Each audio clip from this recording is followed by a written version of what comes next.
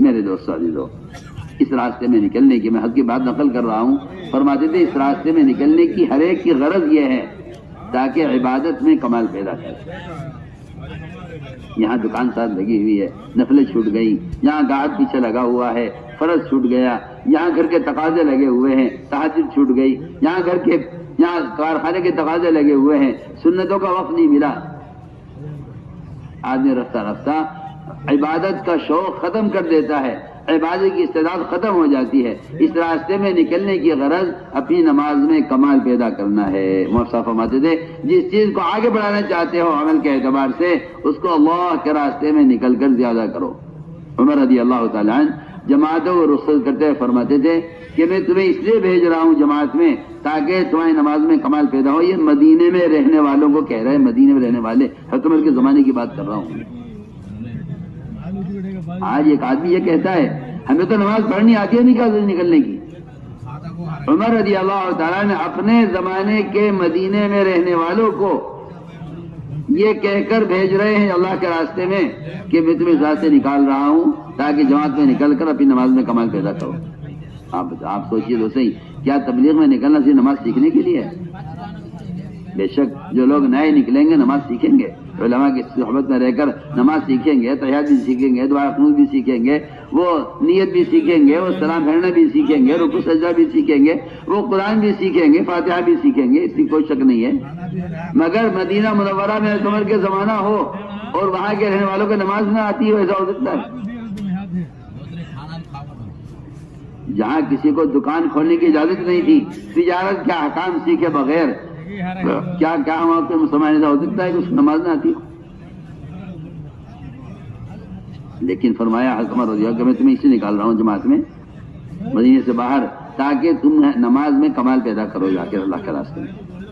کیوں؟ کیا مدینے میں رہ کر نماز میں کمال نہیں ہو سکتا؟ دیکھو میں عرض کرنا چاہتا ہوں کہ جب دنیاوی تقاضوں کی وجہ سے عمل کا معیار گھٹ جائے تو چاہیے کہ عمل کے معیار کو بلند کرنے کے لیے دنیا کو پوری طرح چھوڑ دیا جائے، کچھ وقت کے لیے چھوڑنا پڑے گا۔ میں ایک مثال دیتا ہوں آپ کو آسان، کسی کی دو بیویاں ہوں، اس کو دوسری بیوی کو وقت دینے کے لیے ایک بیوی کو کچھ وقت کے لیے چھوڑنا پڑے گا۔ میں مثال دے رہا ہوں، بہت آسان ہے کہ جی دیکھیے 2 دن اس کے لیے ہے، 2 دن اس کے لیے، مثال کے طور تو آپ کو کچھ وقت کے لیے ایک کو چھوڑنا پڑے گا۔ حدیث میں دنیا اور آخرت کو توکن کہا ہے، توکن۔ دنیا اور آخرت توکن کی طرح ہیں، اسے راضی کرو گے وہ ناراض ہوگی، اسے راضی کرو گے وہ ناراض ہوگی، دونوں خوش نہیں ہو سکتے۔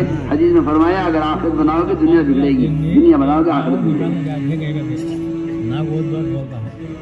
مگر آپ کو ایک کو راضی کرنے کے لیے، ایک کو بنانے کے لیے ایک کو چھوڑنا پڑے گا نا کچھ وقت کے لیے۔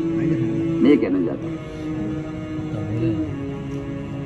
آپ چاہتے ہیں دنیا دکان کے ساتھ نماز چلتی رہے، ہم عرض کر رہے کہ نہیں، سال کے 4 مہینے اس لیے فارغ کرو، ہر سال 4 مہینے اس لیے لگاؤ تاکہ میں سال کے 4 مہینے اس طرح گزرے میرے کہ جس میں تہجد پوری تلاوت وقت پر، تسبیحات وقت پر، ذکر وقت پر، یہ سارے اعمال مسجد کے ماحول میں گزاروں۔ میں آپ سے پوچھتا ہوں بیمار کتنا وقت سال میں رہتا ہے؟ آپ کی گاڑی ہے، آپ کو سال میں 1 مرتبہ اس گاڑی کو سروس کے لیے لازماً دینا پڑے گا کارخانے میں، ورنہ آپ یہ گاڑی چلنے کے قابل نہیں رہے گی۔ انسانوں کے ہاتھوں کی بنائی ہوئی گاڑی اگر سروس کے نہ دی جائے کارخانے میں تو یہ چلانے کے قابل نہیں رہ سکتی۔ اللہ نے انسان کو اپنی عبادت کے لیے پیدا کیا ہے، اگر یہ کچھ وقت کے لیے دنیا کو چھوڑ کر یکسوئی سے اپنی سروس کے لیے اور اپنے عمل میں کمال پیدا کرنے کے لیے اگر عمل کے ماحول میں، عمل کے کارخانے میں نہیں آئے گا تو بتائیے عمل کے قابل رہے گا؟ سوچیے آپ، میں کتنی آسان مثالیں آپ پیش کر رہا ہوں۔ گاڑی آپ کی سروس کی دینی پڑے گی آپ کو۔ باہر کے ملکوں میں اگر آپ نے سروس وقت پر نہیں کرائی آپ کی گاڑی ضبط ہو جائے گی، کیوں نہ آپ کے کارخانے میں کیوں نہیں گاڑی ٹھیک ہونے کے لیے وہ پرزے کھولے گا، اس کے صفائی کرے گا اندر سے۔ میں یہی کہنا چاہتا ہوں کہ جو میل ہمارے دلوں میں اتر جاتا ہے غفلت کے ماحول میں رہنے سے، گناہوں کے ماحول میں رہنے سے، اللہ کے راستے میں نکلنے کی غرض یہ ہے کہ اس ماحول میں رہ کر یہ اندر کی ساری صفائی ہو جائے، مسجد کے ماحول میں رہ کر اندر کی ساری صفائی ہو جائے. ہم تو اپنی سروس کے لیے نکلنا چاہتے ہیں اللہ کے راستے میں، تاکہ دنیا کے میل کچیل سے صاف ہو کر پھر 8 مہینے جم کر اپنے مقام پر محنت بھی ہوگی اور دنیاوی تقاضے بھی دیکھ لیں گے. یہ تھی بات. آپ معمولی سے معمولی چیز کے بارے میں کہتے ہیں نہیں سروس ضروری ہے، آپ کارخانے بھیجنا پڑے گا اور آپ یہاں اس کی صفائی نہیں ہوگی، یہاں اس کی صفائی نہیں ہوگی، اس کو کارخانے بھیجنا پڑے گا، وہ اس کو کھول کر صاف کر کے فٹ کریں گے. علماء نے لکھا ہے امر معروف نہی منکر یہ ایک بدنی فریضہ ہے جو آپ کے بدن کے استعمال سے ادا ہو سکتا ہے. کتابیں معروفات کا علم ہے، منکرات کا علم ہے، لیکن امر معروف نہی منکر کی عملی محنت اس کے لیے بدن کا استعمال اصل ہے. اور یہ بات علماء نے خوب لکھی ہے کہ معروفات پر دوسروں کا آمادہ کیے بغیر اور دوسروں کو منکر سے روکے بغیر ایمان کی تکمیل نہیں ہوتی. قرآن کی آیت کا مفہوم یہی ہے تأمرون بالمعروف وتنہون عن المنکر وتؤمنون باللہ، یہ ایمان کی تکمیل کا سبب ہے. ہم نے عرض کیا اللہ کا تعلق پیدا ہونے کے لیے، اس کی عظمت اس کی وحدانیت کے دل میں اتارنے کے لیے اس کے گھر میں رہنا اور اس کی بڑائی کو یہاں آ کر سننا یہ ایک لازمی چیز ہے. اس سے ایمان میں کمال پیدا ہوتا ہے. اور یہ یقینی بات ہے کہ جب آدمی کا یقین مخلوق سے خالق کی طرف اور اسباب سے حکموں کی طرف اور دنیا سے آخر کی طرف پھر جاتا ہے، اس کے لیے اعمال کا چھوڑنا اس سے زیادہ مشکل ہو جاتا ہے جتنا اس کے لیے اعمال کا کرنا اب مشکل ہے. یہ ہے پہلی صفت ایمان، یہ اللہ کی ذات عالی پر یقین آئے، اس ذات پر یقین آنا اس کے احکام سے کامیابی کا یقین پیدا ہونا ہے. جس کو اس کے احکام سے کامیابی کا یقین نہیں ہے اس کو اللہ کی ذات پر یقین نہیں ہے. پکی بات. اگر کوئی جاننا چاہتا ہے کہ اس کا یقین اللہ کی ذات پر آ گیا ہے تو یہ دیکھ لے کہ وہ اس کے احکام کو پورا کرتا ہے یا نہیں کرتا. اگر وہ اس کے احکام کو ضائع کر رہا ہے تو اس کا یقین اللہ کے غیر پر ہے، اور اگر یہ اللہ کے احکام کو پورا کر رہا ہے تو اس کا یقین اللہ کی ذات پر ہے. دوسری بات یہ ہے کہ جب تک یہ یقین درست نہ ہو اس وقت تک اللہ کے احکام پورے نہیں ہو سکتے. چاہے وہ نماز ہی کیوں نہ ہو، یہ نماز کو ضائع کرے گا دکان کے لیے، یہ اس بات کی پکی علامت ہے کہ اس کا یقین دکان سے پلنے کا ہے، نماز سے پلنے کا نہیں ہے. اس بات کی علامت ہے. اگر یہ حکم پر دکان نہیں چھوڑتا ہے اس کا یقین دکان سے پلنے کا ہے. اللہ تعالیٰ کا نظام ہے کہ اللہ رب العزت ایمان کو جانچنے کے لیے اس کی دکان کے مقابلے میں نماز لائیں گے، اس کی نیند کے مقابلے میں نماز لائیں گے، اس کے مال کے مقابلے میں زکوٰۃ لائیں گے، اس کی بھوک کے مقابلے میں روزہ لائیں گے، اس کی شہوت کے مقابلے میں زنا کو حرام کریں گے، اس کے مال کی ضرورت کے مقابلے میں چوری کو حرام کریں گے. دیکھنا چاہیں گے کہ یہ اپنے تقاضے کو دبا کے میرا حکم پورا کرتا ہے. جتنے بھی احکام ہیں آپ اٹھا کر دیکھ لیجئے، سارے احکام انسان کے فطری تقاضوں کے خلاف ملیں گے.